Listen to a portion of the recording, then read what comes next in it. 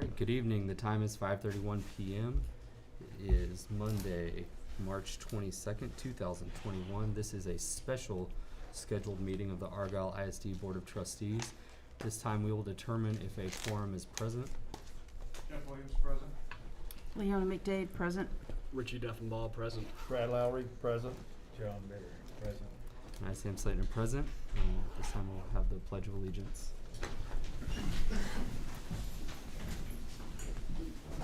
Pledge allegiance to the flag of the United States of America and to the republic for which it stands, one nation, under God, indivisible, with liberty and justice for all. Honor the Texas flag. I pledge allegiance to thee, Texas, one state, under God, one and indivisible.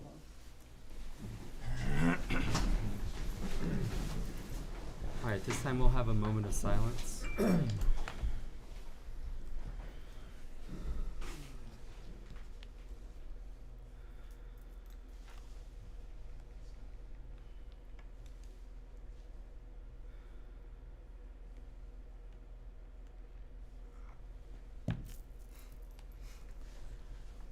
All right, thank you.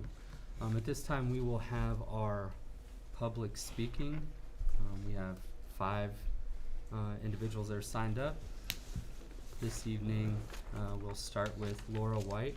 If you'd like to approach the dais. And Ms. White, I want to let you know Mr. Williams is going to keep time. You have 5 minutes tonight. When you have 1 minute left, he'll tell you have 1 minute left. Because this is a special meeting of the Argyle ISD Board, you are only allowed to speak specifically to the agenda item that is TASB law, that is our board policy. So this is your first warning to that. If you speak off of the agenda item, your time will be stopped. May I clarify, the agenda item is about the UIL with spectators and things like that, where determining whether mask wearing is appropriate for those. Yes, ma'am. Thank you. That is correct. Thank you. Okay. Whenever you'd like to begin, Mr. Williams will start your time. Okay, thank you. My name is Laura White. I've been a registered nurse for 25 years. I have worked on the COVID units this past year. I am a parent of an 8th grader here in Argyle. I have watched many patients be sick, and I've watched a lot of them die. I know what we're doing is helping a lot of people, but it's still not helping many. It's truly COVID that killed them. Most of the folks I cared for got to go home, and a lot of them said they got it from their families, from going to events and hanging out with people. Viruses spread very proliferantly, and some are spreading even more readily, like the new COVID variants. Most have gotten, how many here have gotten a cold or a flu just from grocery shopping or sitting in the airport or on an airplane? We know that masking works. The science shows that it works. It's not just face shields, it's not just social distancing, but masking based on the science works. It prevents us from spreading it. It's not going to prevent me from getting it, but it will prevent me from spreading it. Even vaccinated, I don't know that I can't spread it because we may be carriers. Per the CDC, in the last 2 weeks, the daily rates of the COVID infection have continued at 50,000 new cases a day. 39 million people have been vaccinated, and that number does not go down. Why? Because many people are pulling those masks off much too soon. We need to give time for those vaccines to work. We need to give time to let the herd immunity build up. And they're thinking that's not going to be till fall. We need to talk to each other about wearing the masks. I'll tell you, I'm tired of wearing a mask. I'm tired of COVID. I'm tired of it all. But I also don't want to see family members die. We have already had too many people in our district and kids watch their parents pass away because of COVID. I know they're miserable. Trust me, I'm wearing them every night that I work and wearing full PPE, which is part of my job. so I don't spread it and I don't get it. But we need to keep the masks in all big events so people don't die. Keeping those masks on is going to help prevent that. Now, if we're tired of talking COVID, let's stop talking about COVID for a minute and let's talk about the flu. People have stopped getting the flu this season because of masking. 2019 to 2020, 400,000 people were hospitalized with the flu virus. 22,000 of those individuals died. And I know we tried to compare COVID to the flu. They're slightly different. But this year, 136 people in the nation have been hospitalized for the flu. 292 have died, whether in the hospital or at home. And only one child has passed away from the flu. Previously, 438 children died because of the flu. Masking works, whether it's for COVID, whether it's for the flu. I know we're tired of it, but we need to look at the science. We need to look at the evidence-based, peer-reviewed science and not Jimmy Joe Bob's COVIDISAHOax.com. We must wear masks. It's what's going to keep everybody alive, keep everybody safe. I implore you, please follow the CDC guidelines, maintain masking. Thank you very much. Thank you. Thank you. Whitney Sterling.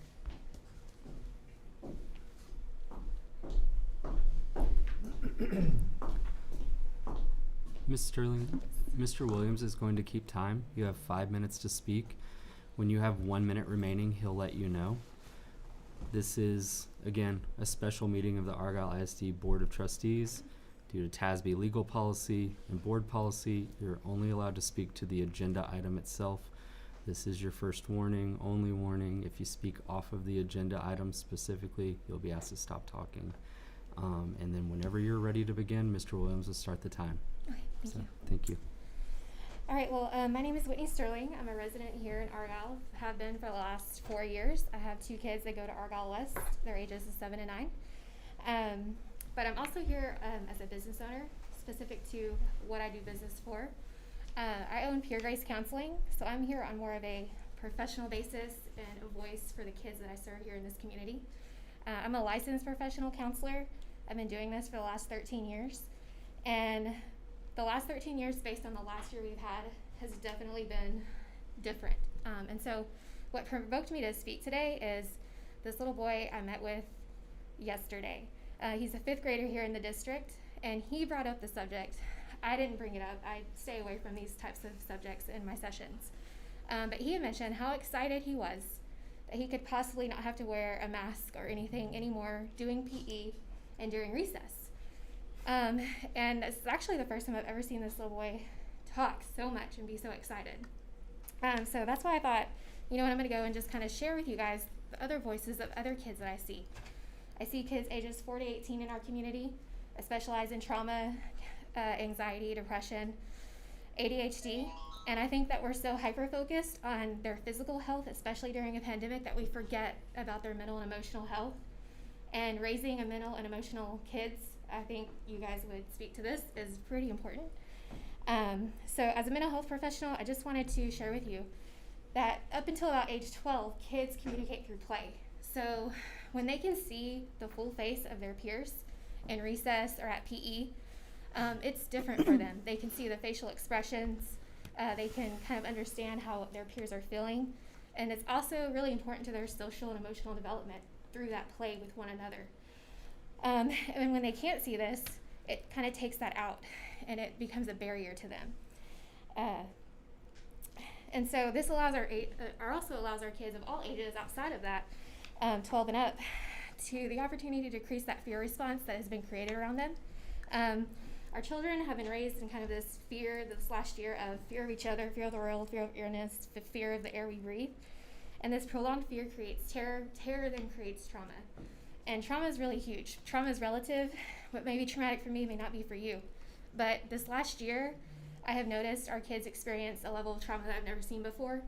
And to me, it's kind of a pandemic in of itself. And so if they could just be allotted that little bit of time to have a moment where they don't have to have their face mask on, I think it would be huge for them. Some of the trauma-related issues that we've seen are anxiety, depression, anger outbursts, suicidal thoughts, and suicidal attempts. I have seen a child as young as 7 try to kill himself this last year. Children I've met with also have reported that they wanted to ask to pull their mask down so they can breathe.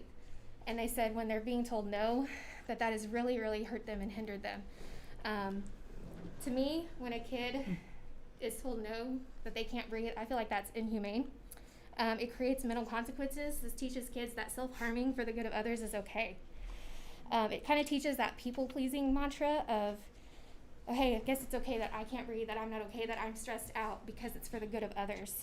And it's seen that they're not as important as others, or, because we should be treating them equality. It teaches them a victim mentality and a submissive quality rather than empowerment. This sends messages to our kids that they don't matter, they don't feel heard, or they don't feel important. You can see that this can cause emotional distress in our children. A basic need per Maslow's hierarchy of needs is the need to breathe. It's a need to have air, and that's the very bottom, most basic need. So if we don't have that, then we can't really go on to our other levels of need. And so when kids are in PE or at recess, they have to get out that energy. It's important for them to expel that energy so they can go back to class and do the cognitive tasks at hand, get their wiggles out, if you will, play with others, see their physical reactions so they can develop that social and emotional skill that we all need.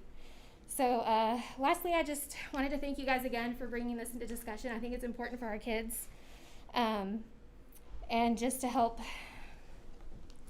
them know that they can be in that present moment and not have to be worried about running, and they can actually enjoy the moment, enjoy PE, enjoy recess, enjoy their friends. So thanks again for taking this into consideration. I look forward to hearing more about also the School Health Advisory Board. I think that's really cool for you guys to do that, and look to be a part of that. Thank you. Thank you. All right. Aaron Reed.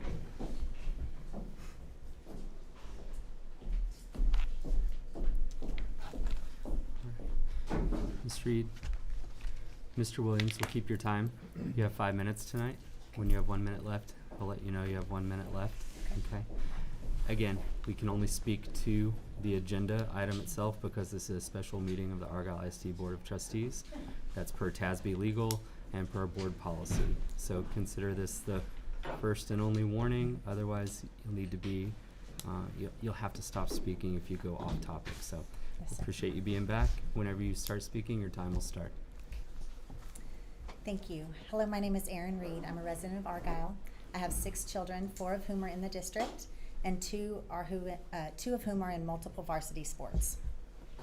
Regardless of anyone's personal viewpoint, and we all have our own opinions, there is an expectation that our superintendent and our school board make every effort to bring us together as a community, and at the very least to work to find common ground solutions. I appreciate what a difficult job that is, especially this year of all years. Thank you sincerely for your steps forward in this process. I deeply appreciate your willingness to adjust current district regulations as needed. Your willingness to look at current UIL spectator regulations and modify them to reflect the changing needs of our community is a step in the right direction, and I look forward to more. I fully support mask choice at outdoor UIL events. We know the risk of catching the virus in an outdoor setting has always been significantly low, so removing mask mandates in those settings is a common sense approach.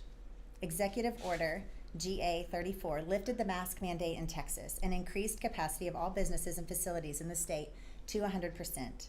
By allowing mask choice at AISD UIL events, along with allowing our facilities to operate at full capacity, the school is simply complying with governor's orders. As a district, Argyle instated masks and reduced capacity to comply with the governor's July 2nd order. Now that that order is lifted, we simply need to acknowledge that and comply with the very same thing we complied with in the beginning.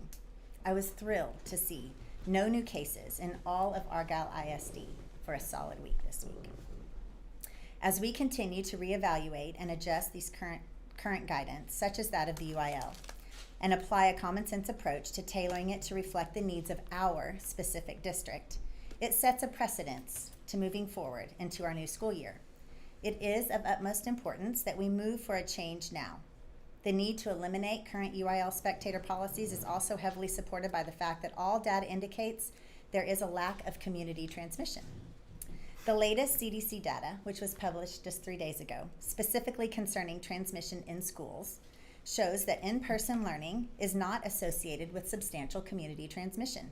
And in fact, staff-to-staff transmissions is more common than student-to-staff or even student-to-student. Now we know the governor's mandates are lifted. We know cases are declining and the curve is flat in our community. We know last year is not comparable to this year, as cases and mandates have changed. We know the CDC gave you the responsibility to, quote, develop strategies that can be revised and adapted, end quote. And now that we know better, we can do better. Thank you for implementing this approach at outdoor recess, PE, UIL sports, and by increasing facility capacities. I'm looking forward to hearing your upcoming discussion on how we can extend mass choice beyond our spectators at UIL events, recognizing that each and every student and teacher in our district has that same right to choice for their school day. Thank you. Thank you. Thank you. All right, Don Doyle.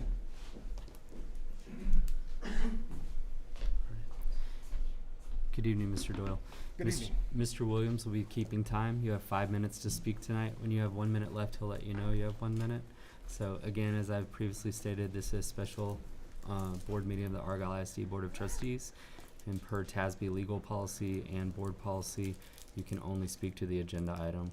This is your first warning, only warning, and if off topic, then you'll have to be asked to stop speaking. The time will start whenever you begin, and Very well. it's your floor. Thank you. Thank you very much, and thank you for the opportunity to speak. I actually wasn't even going to say anything today, but I thought I'd take the opportunity to just voice my opinion. I have 8 children. 5 of them are in AISD. I love this district. I've been in a couple of others, and I think this one is the best one we've ever been in. I believe in mass choice. I don't care who wants to wear a mask. It doesn't matter to me. I would choose not to wear a mask. I choose not to wear a mask wherever I go. I choose today out of respect for you guys because you're asking me to wear a mask. If I had another choice, I wouldn't wear it. I don't think there is data out there that suggests that wearing a mask will cause any significant decrease in cases for any amount of period of time. We just finished a study in Florida to show that in the counties where there were mask mandates, there was an average of 23 cases per day. And in the counties with no mask mandates, there's an average of 22 cases per day. So that's an insignificant statistical difference. And so I just don't see how we can stand on any particular, and I wouldn't even suggest you use that one study. But I think there are other studies out there that are saying that wearing a mask, while it might make some folks feel better, and I can barely breathe through this thing, so I might have to bring it off. But while it makes some folks feel better, and hopefully protecting them if they feel like it is, it's not in general going to make a huge difference in the amount of spread of any disease. And I do think we could use hard numbers to find that out because we have the instance in Florida to be able to tell that. I'm just tired of my kids being told that they have to do this. Based on the comments that I heard from the other lady that was up here, I know there is a social and emotional problem with children whenever this happens. I've got 5 of them and I see them go through this every single day.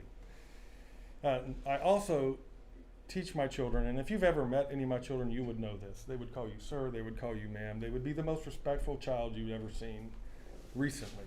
Because I teach them to respect authority.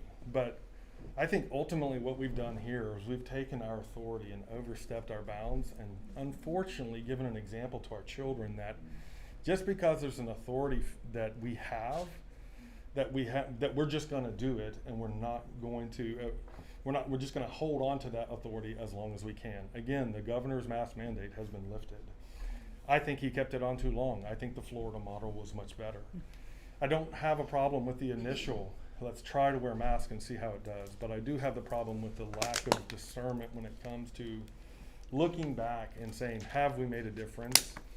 And praise God that the numbers are going down, but I don't think it's because of masks. I think it's because of many other things. So I would just encourage you guys. I know you have a tough job. I'm not here to say that this is the easiest decision you've ever made in the world. I think it's pretty hard, and I'm not in your position for a reason, because I don't want to be. But I would appreciate just taking a good look at what's out there and look at what some districts who have followed through with not mass mandates, but mass choice, and see if they're seeing any significant difference. Thank you. Thank you. Coley Wagner. Chaley, I'm sorry. Chaley. Ms. Wagner, you will have 5 minutes to speak. Mr. Williams will keep your time. When you have 1 minute left, he'll let you know you have 1 minute left. Again, as I previously stated, this is a special board meeting of the Argyle ISD Board of Trustees, and per TASB legal policy as well as board policy, you're only allowed to speak to the agenda item.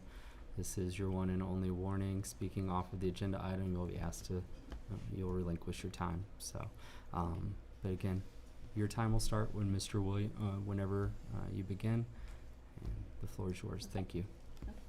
Okay, thank you. Thank you all so much for allowing us to come here and speak. I really appreciate it. I was not able to attend the meeting last week, and that was unfortunate, but I very much appreciate being here. So my name is Chaley Wagner, even though it doesn't look like that, so you probably won't recognize it once you see it on there, but I am here as an incredibly grateful Argyle parent. I'm here as a daughter with two parents in their 80s. I'm here as a proud veteran. I'm very concerned with the health of our nation and the well-being of our nation. And I'm also here as very willing Argyle substitute teacher. So anyway, I've had the advantage of being able to be primarily at the middle school. I've been at the high school a bit this year, but mostly at the middle school. That has been very intentional on why I've been there. So I've got 3 teenagers, so I know how difficult middle school can be, how challenging it is. That is the only reason I signed up to be a substitute teacher last year. I got to substitute for 1/2 of a day last year before we went into quarantine, which was literally 2 weeks before spring break. So anyway, our kids need to be in school. So our kids desperately need to be in school, and that is my priority. Quite frankly, that is the only reason that I substitute taught at all this year, is to make sure that our kids can be there. So when teachers have been out, when they've been out on quarantine or out actually testing positive for the virus, I want to make sure that our kids are able to be there and that our schools don't have to shut down like one of them did. So anyway, I'm definitely pro-mask. I'm pro-mask for many reasons, but primarily because of this actual science that the first speaker spoke about. I do want to ditto everything that she said. So everything that came from her, I won't repeat any of it. There were actually a couple things that she had that I had on my personal agenda, but I will take them off and just say ditto everything that she said. So I think all of us know at least one person, or at least everyone here on the school board knows at least one person. We had an Argyle parent who died directly as a direct result of COVID-19. So anyway, I won't refute things that have come up in the meeting, but I think we all know what we have according to science. We know what we have according to the flu statistics, how significantly the flu has been down this year. That was definitely one of the things that I was going to talk about, but I'll go back off of that. So at this point in the vaccination availability and the vaccination schedule that is available, especially for our teachers, I know personally a number of teachers who are not scheduled to get their first vaccine until Friday. I imagine there are some that are not able to get in by Friday. Then they will need to wait 3 weeks to get their second vaccination, and then I believe that it's a 10-day waiting period after that to have the full effects of both vaccinations. So that puts us at, I don't know the exact dates, but I believe that puts us to the beginning of May. I've been there, I've seen kids, I've had thousands of kids go through my room again. Substitute teacher, I get the benefit of getting to move around with different classes. So I know that masks stink. They stink. Anybody who's known me for a number of years here on this board knows everything about me is a smile. That is a big approach. It's a big thing that people notice about me. I think it is incredibly hard for our kids, but I think it's much more important for our kids to be able to actually be in school. So I did a rough estimate, a rough estimate based on the number of kids that I see coming through, or even the number of kids that I see in one of my kids' classes. And if we end up going without masks or making them optional, if we have one child in a middle school or high school class, so not the same with elementary, so if we have one child test positive in there, we are looking at upwards of 125, and that's a low number, 125 kids potentially going into quarantine. My child went into quarantine twice. Each time it was butted up against a holiday, Thanksgiving and Christmas. She was out for 3 weeks one time, 4 weeks the other, and it was detrimental. And then I also just want to address the mental health side of things, and that is that just in my kids' very small circle, we saw 8 children hospitalized due to mental health issues from March until August. That was when they were stuck at home. So my priority is to keep our schools open and keep our kids there. So I thank you all so much again, just for allowing me to be here and allowing us all to speak and have our say here. I so appreciate that Argyle opens it up to our residents and doesn't just, make decisions just at the board level itself. So thank you. Thank you. Thank you. Okay, now we'll move on to discussion item 8A, the Argyle ISD update on Health Advisory Committee, mask and vaccine.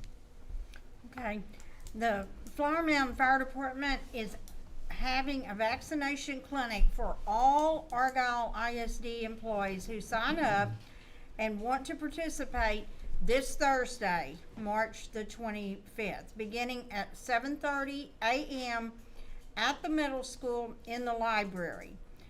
Every single employee who wishes to be vaccinated can be included in the clinic. A link was sent out last Friday, and Brandon Barth with Flower Mound Fire Department has worked to make this happen. Following sending out the link, people had the opportunity to go ahead and sign up.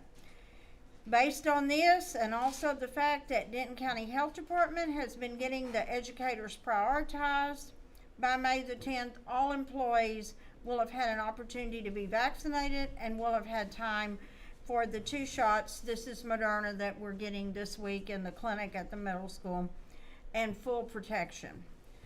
So I think this is tremendous news for the employees in Argyle ISD. Anyone who wants to be vaccinated can, any employee. A lot of people were already getting called up by Denton County as 1C employees, but now everybody, 100% of the employees who want to participate can.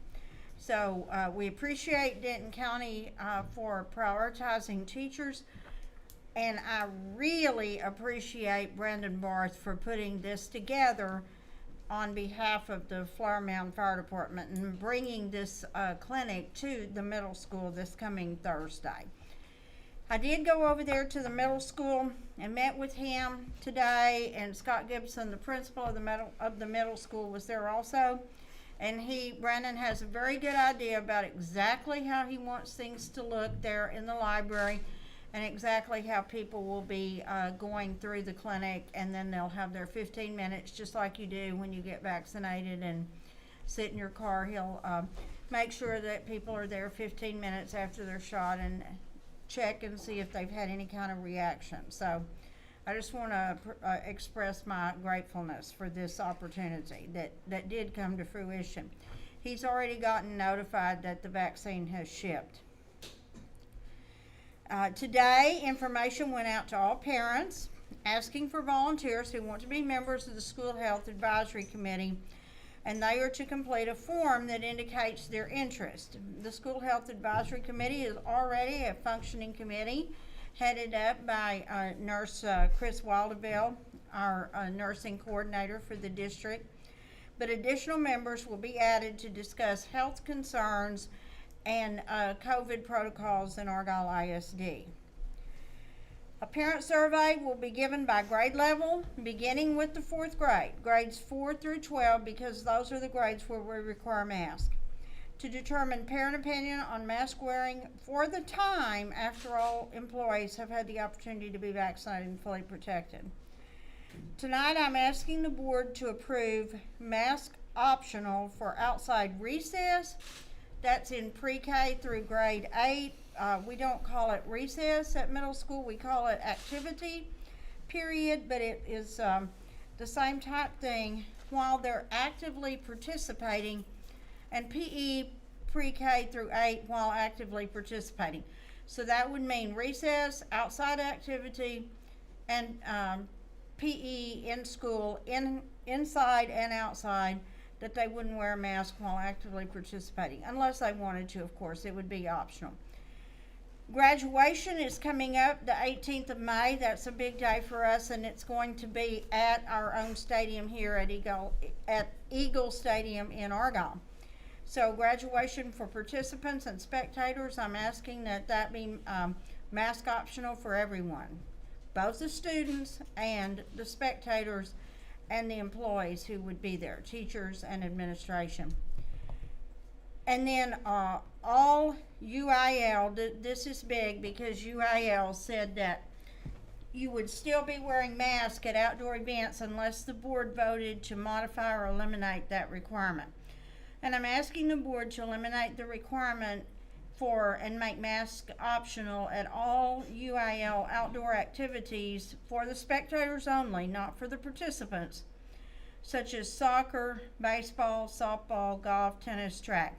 Anything that's an outdoor UIL activity, competition, spectators only would not be wearing a mask.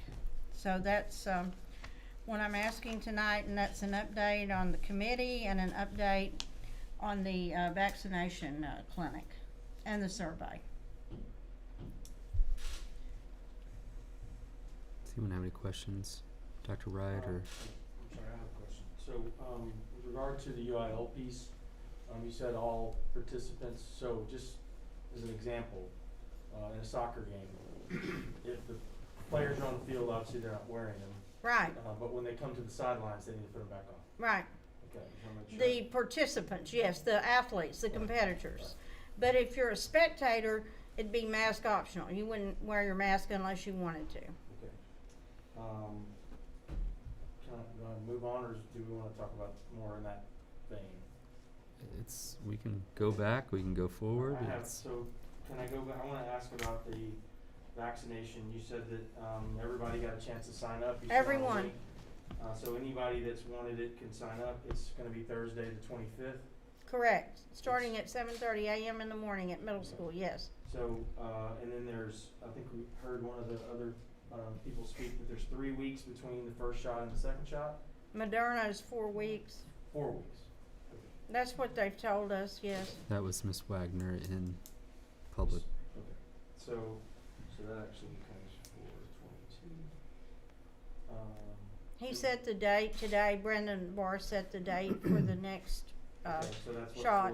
what, 4/22, I think? That's 3 weeks? He put it on a Friday. It's the 23rd. Okay.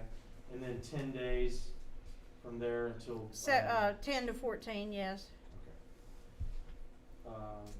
So I believe you mentioned that we would consider at that point, after everybody's had the opportunity to get a vaccination, if they so choose, that we could consider, or I don't know if we're reconvening or how we're doing that, and you're doing a parent survey around the same scenario, to reconvene and talk about the remainder of the year, certainly as a launching pad into next year. Yes, I think that's reasonable. Okay. Everyone will have had opportunity by then, every employee who wants that opportunity. Okay.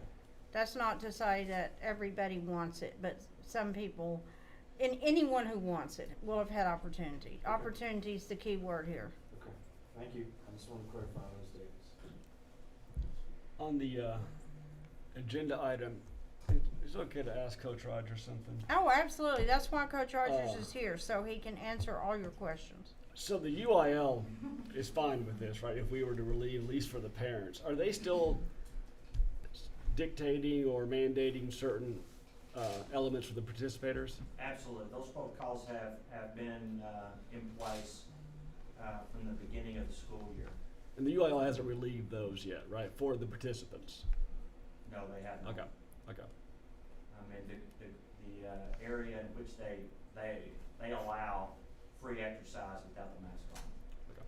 The masking and the pregame handshake and the postgame handshake, it just minimizes interaction. Okay. Like, our baseball players, you know, should be masking in the dugout between innings. But they wouldn't be masking while they were actively participating, while they were Right. infield or while they were getting ready to bat. Just in the dugout. And the spectators wouldn't have masks at all, if they chose not to. It'd be mask optional. Well, I support this concept in that we're not, so for school, we have kids inside, can't be socially distanced unnecessarily for their education, and they don't have any other options except to come to school. Right. With these UIL events, the parents have options to attend or not, right? And it is outside. And so that is some safety factor, and they have the option to wear a mask if they choose to. I think common sense suggests if it's outside, if you have the option to attend, so you're not forced to attend, then I don't see making a rule that says you have to be masked. That's what I feel from a common sense perspective. We had a wrestling match, a quad wrestling match on Saturday. There was mask requirement inside, and then the wrestlers sitting on the bench were masked as a general rule of thumb. But there's some, milling around, getting ready and warmed up, and then the participants are not masked. The officials are masked the whole time. So our inside activities, just like basketball, we're pretty much status quo. Nothing's changing. And the people arrived from 3 other different counties, and that's, they were, they have to abide by what our rules are. And so, an outdoor track meet, there's gonna be an outdoor track meet, so we've sent out information to let people know. We've actually held that information back in this board meeting to let people know what they're doing, but these rules only impact our home games and our home contests. We go to Springtown, they're gonna have probably a little bit different set of rules. We go to Lake Worth for an outdoor baseball game, they may have a little bit set of different rules. So we're passing rules for us in our home facilities. And I just wanna make that's clear. So Thank you. we still have to be prepared. It's no different than going into a restaurant that may require you to wear a mask and one that does not.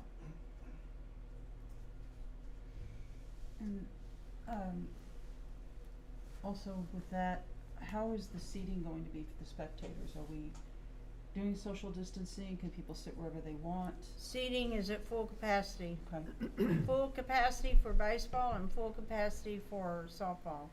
And same UIL allowed that. and same for graduation when we have that? For graduation, we're going to try to socially distance the graduates to enough of a degree that they would be at least probably 3 feet apart. But spectators, in order to give everybody an opportunity to have up to maybe a dozen guests each, spectators will not be socially distanced at graduation. And the graduates will not be wearing masks? That's my They have their option. recommendation. They have the option, right? They would have the option. Mask optional. Right, if this were to pass. My recommendation is that graduation, since it's outside at our stadium, that it be mask optional for spectators and for the graduates. Okay. And all of the people at the high school, teachers and administrators associated with graduation. Mask optional. Certainly if someone wants to wear a mask, they absolutely can. Also, if someone really wanted to be seated socially distanced, we could probably accommodate that. I mean, based on the dates we just talked about, that'll be 15 days after the 10-day waiting period. It'd be So, the 18th, yeah. that Tuesday, yes. We're not dealing with perfect information here. I know there are great variances on both sides of what the science supposedly is or not. And, I can't speak for the board, but I believe the board. I know I have tried to look very closely at every email, every bit of information we get, and I'm not an expert. I don't know what the true science really is. I don't know who does, but I know we, as a board and as an administration, we've tried to do our very best to protect as many people as we can. We made, I think, a bold decision back in August to open the schools when many schools did not open, and we did that not just because of public opinion. We really assessed things and made what I felt like was a very calculated decision based on we're going to implement procedures. We trust our coaches and our teachers and administrators to put those things in place and make it happen. And I believe we've, whether you attribute it to the success we've had, some of you have mentioned that tonight, the low numbers of cases to that or not. I don't know, it's hard to say, but I think we are in a good place right now. I think there are a lot of good, positive things that are happening. And I think we have to have a dose of just practical, what's the practical side of things? Is it really practical at this point to try to enforce a bunch of spectators sitting in the stands who really are in most cases adults and have freedom of choice, and I just don't know that it is at this point. What I'm concerned about is keeping our safety measures in the classroom and the lunchrooms and the hallways as best we can, because I think it's worked. At least there's good evidence, in my opinion, that it's worked. But I support what you're suggesting, because I think just as a practical matter, it at this point makes sense. And I just want to say one other quick thing here. It seems like this issue has greatly divided our community. But the interesting thing is we're all trying to get to the same place. I mean, the people over here and the people over here, we're all trying to get to the same place. It's just a matter of how and when. And I think we're now converging on that a little bit. So there's light at the end of the tunnel.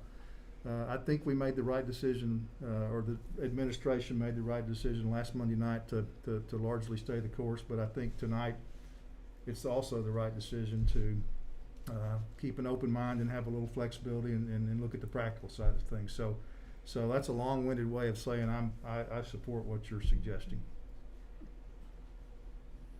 I think one of the things we look at very well is balance. And our goal, as we stated last week, is to start the next school year without masks, without those restrictions.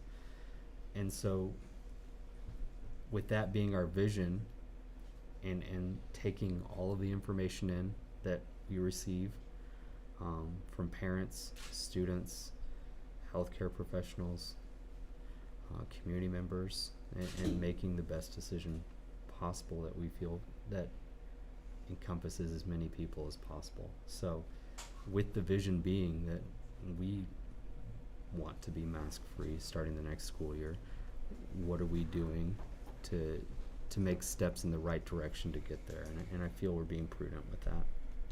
So I also echo, I concur with everything that you've said, Mr. Duffenbaugh said. So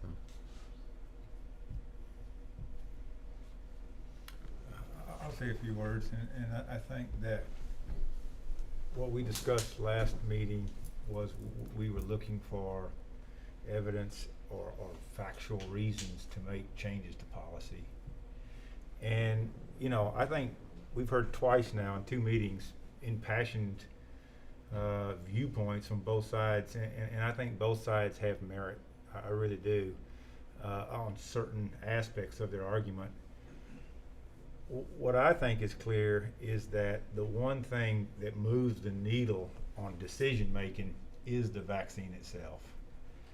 And as I said last time, we made a promise to our teachers and administrators that we would do everything we could to protect them this semester. And I think that we need to continue to hold that promise up. But I do believe, it's funny to hear about, it's not funny, it's true that flu cases are down. And the idea that it's not in part because we're all wearing masks is going to be very hard to really reason. But we're not going to live in masks forever. And so we're going to have to accept risk. We've accepted risk our whole lives. And so what we're looking for is a decision point, a common sense point that we can shift our policy. And that decision point is tied to vaccines. And as people have had the opportunity to get vaccinated, it makes clear sense to change policy. And so I think that's exactly what this district is doing, and I'm in full support of it.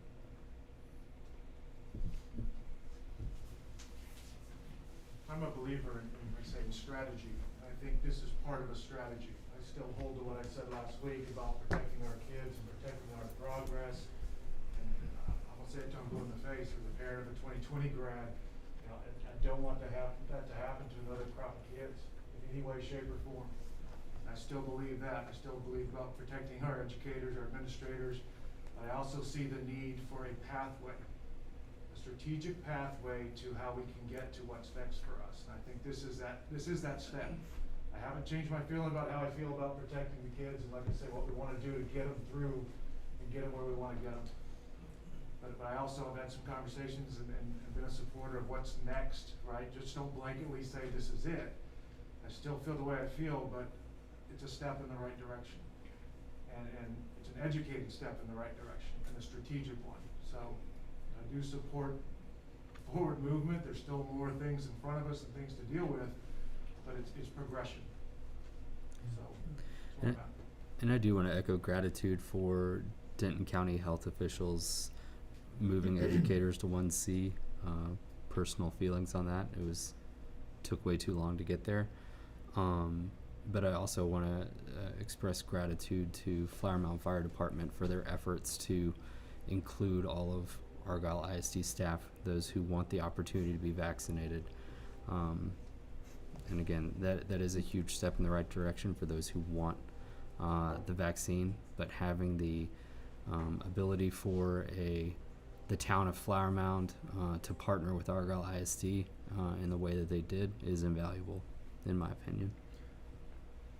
Mr. Slayton, I just want to also express gratitude. I know others have done this as well, but to every person who has been here, who has spoken to us, who has expressed their opinion, who sent us emails. I mean, some more spirited than others, I might say, but that's part of the process. And I have 100% confidence that this administration, and this board, we are looking at all the right factors. We are doing our best to make the right decision. And I appreciate the community involvement. I really do. That's what it's all about. And like I said earlier, we're all trying to get to the same place, and that is the slogan that you hear sometimes, we are Argyle. That hasn't changed. We are all still Argyle, and we're going to get back together, I think, pretty soon.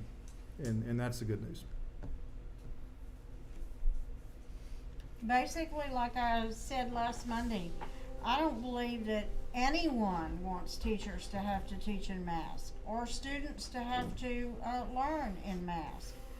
But that is one of the mitigation strategies that we have employed this year to keep us in school face to face and to allow our students to participate. And so I appreciate the support that you all have shown for our mitigation efforts. I'm very, very grateful to Denton County and to the Flower Mound Fire Department for setting up our own clinic for us. I think that's a huge step forward. I feel like not requiring spectators to mask up and not having to work with them to enforce that is a very positive thing for all our outdoor activities and for our PE and our recess and activity period at middle school as well. And graduation. I feel like by the 18th of May, we allow the graduates to graduate mask optional, and also the spectators, the guests who are there. That's my recommendation. I'm not going to add anything to that, but one thing I will remind people about is, and I hate hearing when the kids are suffering from migraines, when they're suffering physical effects from wearing a mask. That's horrible. But as a reminder, we do have the face guard option. Liz is sporting one very attractively tonight. But that's an option that does reduce the projection and transmission of the virus from the person. And I'd highly recommend that to kids, teachers, etc., in replacement of a mask if the trouble is breathing. I really would. And so that's an option on the table. It can be a gaiter, it can be a mask, it can be a shield. Right. Well, and I would piggyback on that also with the face shields. I know we've had some parents express they can't see their teachers' faces or they can't see other people's expressions. I know we had one mom last week who spoke about her child that reads lips. And I really think that the face shield is a very viable option. Again, it would not be maybe as restrictive to kids as a mask is. It's something that everybody's been able to choose all year. It was either a gaiter, a mask, or a face shield. And I think it would help to mitigate some of the issues and concerns that have been expressed by some of our parents and the kids as well, and being able to see their teacher's smile and their teacher's face and their friends' faces. I happen to have a mask at home, interestingly enough. I didn't bring it with me. It was given to me by a nurse because I saw her wearing one. She happened to have an extra, but it's a mask basically like this, but it has a cutout in the middle with a piece of plastic, and so it's really odd looking when you're so used to seeing all of this covered, and yet you're covered totally, but you can see somebody's mouth. So it's very unique, but and I didn't bring it with me. But anyway, I want to reiterate also what everyone else has said. Pretty much, I think this is a step in the right direction. And I think it's a logical step. I think it's again, strategic. Other people have used the word strategic step in allowing our kids in our community to, those who want the choice, especially in the outdoor spaces, to be able to do that. I know that, our athletic program, our band program has been extremely successful. They ran a very, very strict protocol from day one back in July and August. And we had kids who were able to be successful. And I really want to commend all of them and the staff, and I want to commend the students and the parents as well, because as much as we do have opposing viewpoints out in the community, everyone is following the protocol. And I really, as a board member, I really do appreciate that. The kids are doing it, the parents are doing it, people in this room are doing it. It may not be the most favorite thing to do, but we've got our community who's been supporting us all year long. And I don't want that to go by the wayside, that we really do appreciate that everybody has been cooperative to this point. And I realize the governor's lifted a mandate, and obviously it's something that we need to take a good look at and do what we feel is best for our school community. And so again, I can support and I appreciate the recommendation from our administration to lift some of the restrictions when it comes to the outdoor activities. I think that's a pretty prudent thing to do at this point. So I'm clearly in support of this, to piggyback off of what everybody said at different times, but I appreciate the willingness to continue to discuss both from the community and the administration and the board. I think we got to continue to support one another, like Mr. Lowry suggested. We are still Argyle, will be Argyle when this is over, and it will be over. But as we get new information, as Dr. Bitter talked about with vaccines and those being available, willingness to reconvene and talk about it and see if there's something else we can tweak and change as the situation changes. So I appreciate that. I just want to look for ways that we can continue as opportunities present themselves, just like this UIL opportunity, for us to take advantage of it and honor Coach Rogers, move the ball down the field a little bit when the opportunity presents itself. And I think that's what's happening here, so I appreciate that. I applaud you, Dr. Wright, for bringing that to us. There's more of these to come, I think, in the next few weeks or month, whatever it is. So. We've all spoken here. Does anyone else have anything they'd like to say? Could we clarify the scope on the pre-K through 5 or Pre-K through 8. through 8? Okay. Okay, it's pre-K through 8, and it's any PE class, indoor or outdoor, if they're actively participating. If you're injured or something and you're sitting on the sidelines in the gym, then it wouldn't include you. You'd need your mask. But PE, indoor, outdoor, actively participating. Through 8. and then pre-K through 8, and then recess. And middle school has what would be similar to a recess. They go out and they play games and things. It's called activity period. So pre-K through 8, including recess and middle school activity period, while they're actively participating. Thank you. Any other questions, comments? Okay, I'll entertain a motion to approve action item 8B as presented. I'll make a motion that we approve action item 8B as presented. Mr. Lowry has a motion to approve. Do I have a second? I'll second. Dr. McDade, second. Any further discussion? All in favor say aye. Aye. Any opposed? All right, motion passes unanimously 7-0. Okay, at this time, it is 6:26 p.m. and we are adjourned. Thank you.